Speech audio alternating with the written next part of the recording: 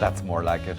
I've always wanted to be a private investigator, like the ones in the movies, the down-at-heel gumshoe, fighting powers beyond his control.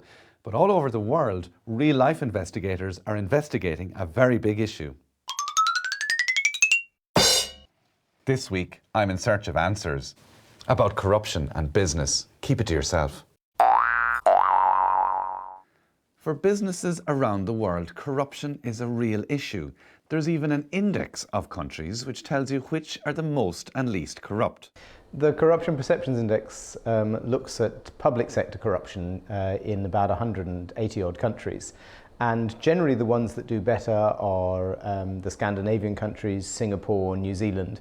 And generally the ones that do worse are fragile and conflict or post-conflict states like North Korea, Afghanistan, Iraq, Myanmar.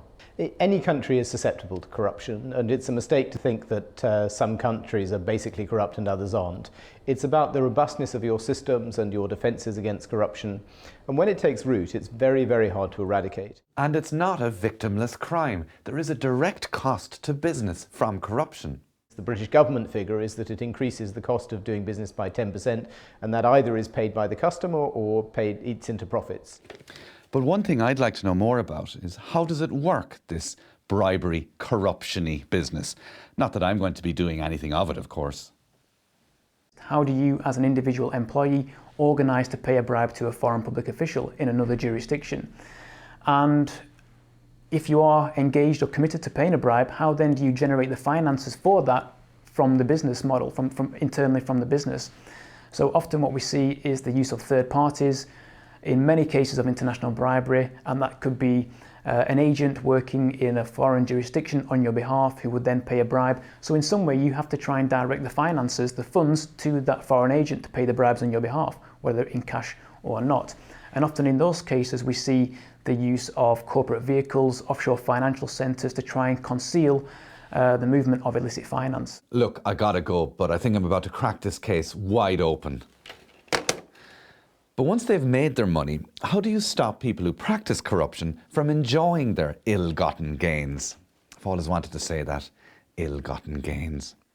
So it's how we reshape cultures within business to ensure that the dominant narrative is one about ethical, socially responsible behaviour and not about ensuring their objectives are met through bribery or corruption or other forms of unethical behaviour. The London Anti-Corruption Summit was interesting because many international treaties and conventions have failed in the past. They've gone to the sort of lowest common denominator route, and that's meant that they're not really as strong as they should be.